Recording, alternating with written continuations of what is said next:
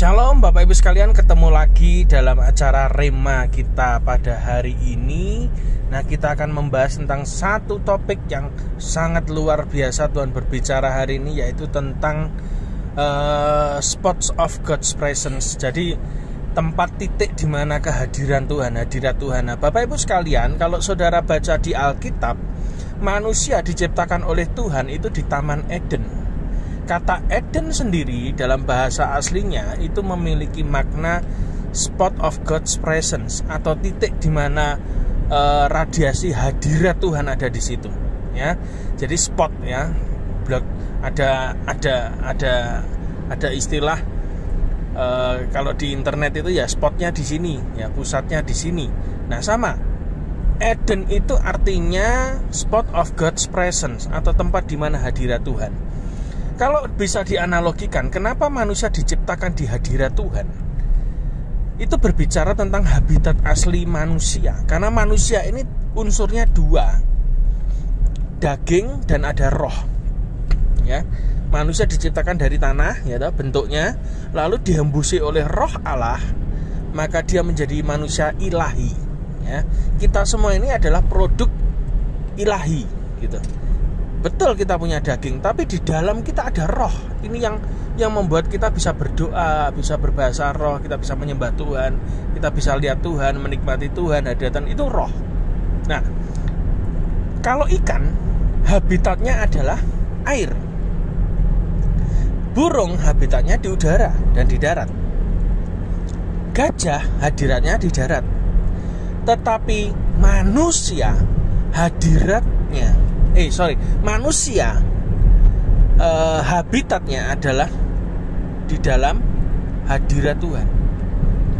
Jadi ketika manusia pertama sebelum jatuh dalam dosa, ketika ditempatkan di habitatnya, dia bisa maksimal hidupnya, ya toh. Ikan itu habitatnya di air, makanya dia bisa maksimal dalam kehidupannya, bisa bernapas dengan insang. Semua kemampuan dalam diri ikan itu muncul karena memang dia hidup dalam habitatnya, yaitu air. Gajah juga habitatnya maksimal karena dia hidupnya di daratan. Coba sekarang bayangkan, pindahkan ikan saudara dari akuarium ke daratan. Dia tidak bisa maksimal, bahkan dia mati dan akhirnya kering. Sama, manusia diciptakan Tuhan aslinya adalah di Taman Eden, tempat hadirat Tuhan. Ketika manusia diciptakan di Taman Eden, maka kemampuan-kemampuan ilahi, manusia ilahi ini muncul, teraktivasi secara maksimal, itu bisa dipakai. Begitu manusia jatuh dalam dosa dan terusir dari Taman Eden, dampaknya kalau saudara baca di kitab Kejadian, saudara akan baca di situ. Ciri awal ketika manusia tidak hidup dalam habitatnya adalah ada kematian rohani, ada kematian jasmani. Yang kedua, sakit penyakit, kerja tidak tuntas, ya toh. Kerjanya ngoyo, cari makan ngoyo, dari onak duri, semak belukar dan lain sebagainya. Itu kutukan-kutukan Tuhan. Tapi sebetulnya buat saya itu bukan kutukan Tuhan. Itu Tuhan sedang memberitahu kepada manusia, kalau kamu hidup di luar hadirat Tuhan, kematian. Oke? Dan terbukti beberapa ahli teolog sepakat, ya, bahwa ketika manusia ada di Taman Eden, ketika dia dipercaya untuk mengatur seluruh bumi dan alam semesta ini, ketika manusia belum jatuh dalam dosa, dia punya kemampuan yang sama dengan Allah. Ingat, manusia diciptakan sesuai gambar dan rupa Allah. Ada kemiripan Tuhan, termasuk di dalamnya ada kemampuan-kemampuan ilahi dalam kehidupannya. Ya, bayangkan, dia mungkin bisa langsung pergi ke Afrika. Dalam waktu yang sama dia bisa loncat lagi ke Asia, dia loncat lagi ke Indonesia. Kenapa? Karena bumi ini luas. Bagaimana dia bisa mengatur Taman Eden kalau dia tidak punya kemampuan seperti itu? Dan saya sangat meyakini, karena Alkitab dengan jelas mengatakan bahwa manusia ini diciptakan menurut gambar dan rupa Allah. Apa itu? Ada kuasa. Orang yang hidup dalam hadirat Tuhan, catat baik-baik, engkau ada kuasa dalam dirimu, engkau ada kekuatan dalam dirimu, ada power yang dunia tidak punya, kamu punya. Dan orang yang hidup dalam hadirat Tuhan despots of God's presence adalah orang yang dia punya hubungan intim dengan Tuhan. Mau ketemu Tuhan kapanpun dia connect. Ya toh?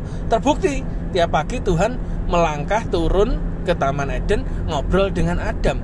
Jadi dia ini manusia satu-satunya setelah Musa, kan Musa itu kan juga ketemu Tuhan kan, yang berbicara dengan Tuhan muka dengan muka. Kalau Musa pun ketemu Tuhan secara fisik, tapi dia tidak bisa lihat wajahnya Tuhan. Tuhan membelakangi Musa. Itu pun ketika turun dari gunung, wajahnya Musa tuh memancarkan kemuliaan Tuhan yang luar biasa. Radiasinya tuh kayak begitu.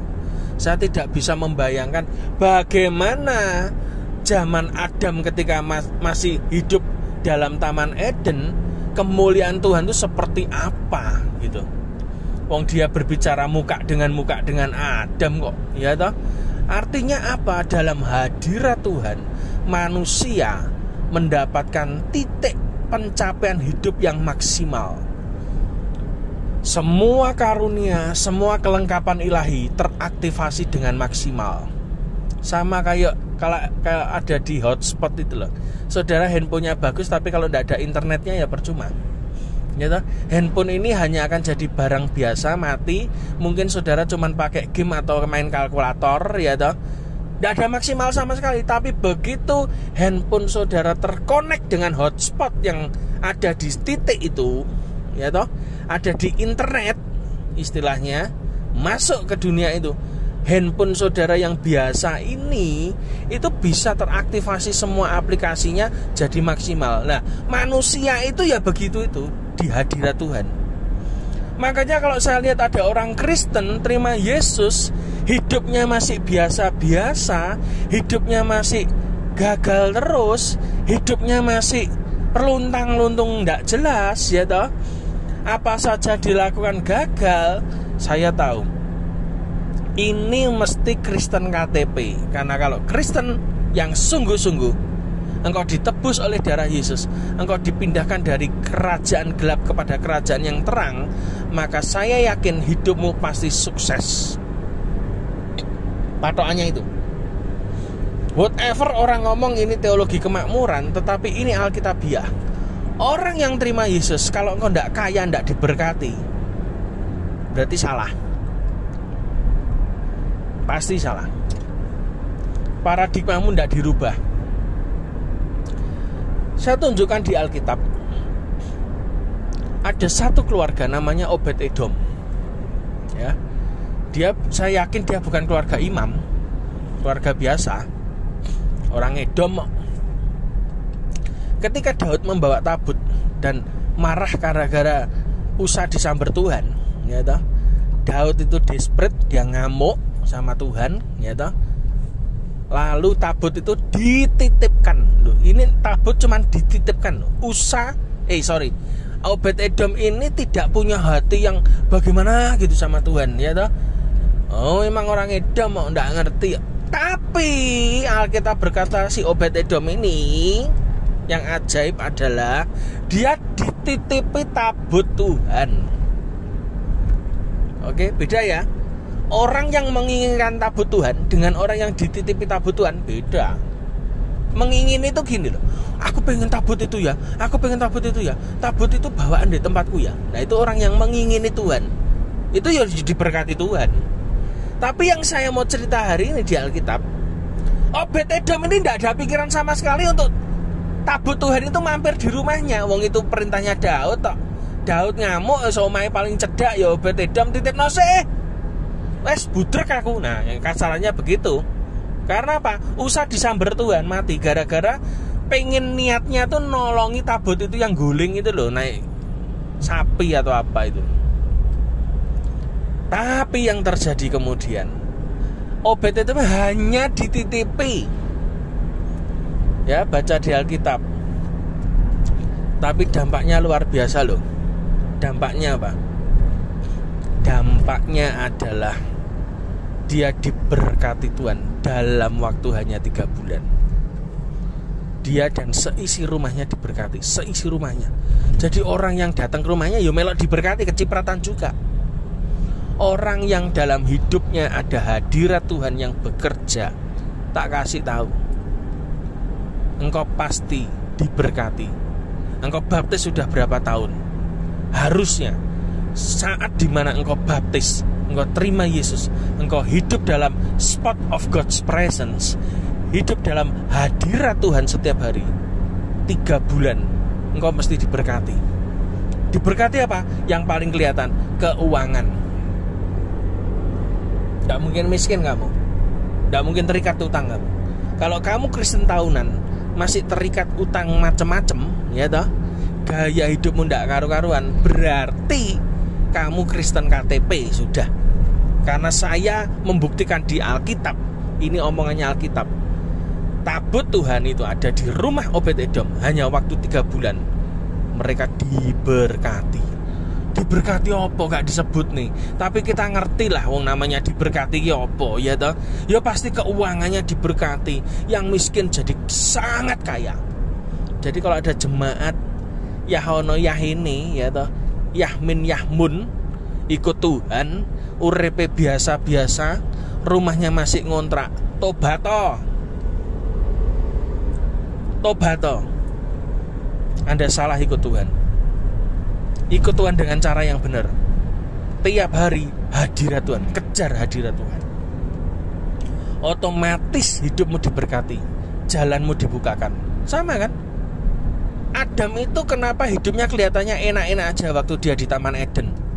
Karena semua yang Tuhan punya, perlengkapan yang Adam punya dalam dirinya itu teraktivasi ketika dia ada di hadirat Tuhan. Ketika dia keluar dari hadirat Tuhan, golek duit ngoyo, makanannya dari semak onak duri, kamu akan berpeluh, kamu akan mati, loh ya toh. Sih gak enak. Jadi kalau hari ini hidupmu ndak enak, berarti engkau sudah terusir dari Taman Eden. Kembali ke Taman Eden, masuk dalam hadirat Tuhan. Caranya Pak, paling gampang ikut doa pagi, banjir rezeki. Tiap hari ada, Senin sampai Sabtu.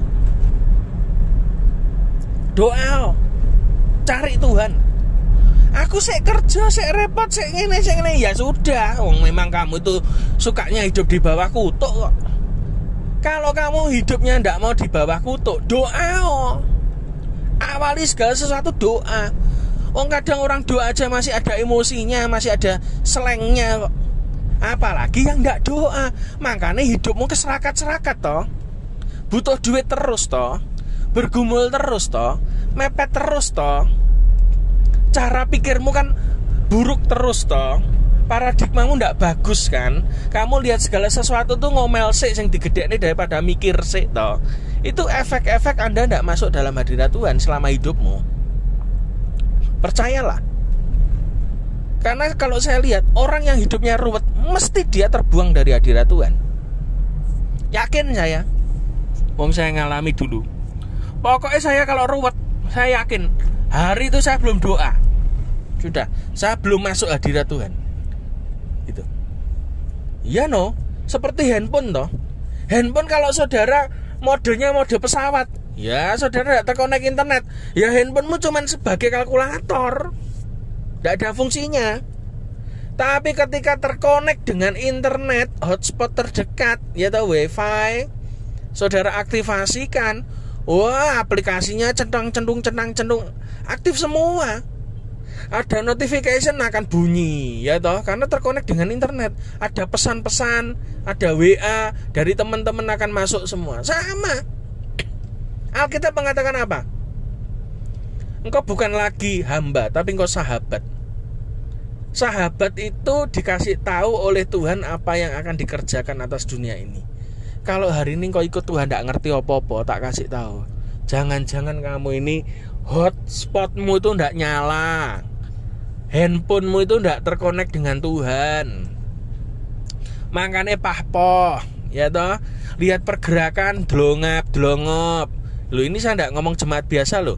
Pendeta tuh saya temui di kota ini banyak yang delongap tidak ngerti pergerakan Tuhan sama sekali. Asbury College saja tidak ngerti kok. Padahal itu beritanya seviral itu. Banyak pendeta di sini tuh ya tidak ngerti tentang lawatan Tuhan di Amerika hari ini. Betul. Betul, orang ngerti belas ada dan masih hidup. Gitu tuh pendeta, bayangkan. Ada pendeta yang sekarang lebih sibuk golek duit timbang golek jiwa kok. Loh, ada orangnya yang hidup masih wirawiri di depan toko, lewat-lewat itu. Saya sampai heran, ini pendeta Durno apa pendeta no? Tapi saya begitu ngerti firman Tuhan. Oh, lah wong dia outcast dari hadirat Tuhan. Dia terbuang dari hadirat Tuhan. Dia tidak terkonek dengan hadirat Tuhan. Makanya dia tidak ngerti apa yang Tuhan kerjakan dalam kehidupan dia. Dan dunia ini tidak ngerti, tidak nangkep sama sekali. Betul. Coba handphone saudara misalnya tidak connect internet, ya toh, kasih aja mode pesawat nyalakan. Orang WA ngasih tahu sesuatu yang penting ke kamu, ya kamu tidak nerima. Loh, kenapa tidak nerima? Loh, mbok pateni kok sinyale. Sama kan? Hari ini kenapa kamu tidak dengar surga bicara apa dalam hidupmu? Lah karena memang rohanimu mbok matikan. Tidak kamu konekkan dengan hadirat Tuhan. Kamu tidak masuk dalam hadirat Tuhan. Makanya uripmu ruwet gitu loh. Oke, hutang terus, sambat terus, ngomel terus. Ngomongnya itu bukan sak kecap. Ngomong sama orang itu berkecap-kecap. Duh, apa? Orang yang kau kan banyak bicara itu saya ngerti. Wih, mesti tidak pernah masuk dalam hadirat Tuhan. Makanya sekarang ayo didandani hidup kita. Perbaiki hidup kita. Nikmati Eden dalam hidup kita. Jangan keluar dari Eden. Jangan keluar dari hadirat Tuhan. Itu habitat saudara. Anda nih manusia roh. Manusia roh tuh kalau masuk rumah orang, ini rumahnya ada kuasa gelap, langsung begidik saya. Ini mesti ono penunggu nih. Walaupun saya tidak lihat secara kasat mata, tapi kalau sudah mengkorok begitu, ini mesti gak beres. Peka. Kenapa? Rohnya hidup. Coba kalau hamba Tuhan yang tidak punya roh itu, yang aktif ya, teraktivasi, ya kelewas-kelewas lewat gon serem ya toh, gon wingit ya biasa wae, memang bolone kok ya toh. Ya, tapi kalau saudara hamba Tuhan bener, Anda peka, datang mengkorok saudara. Itu salah satu contoh saja.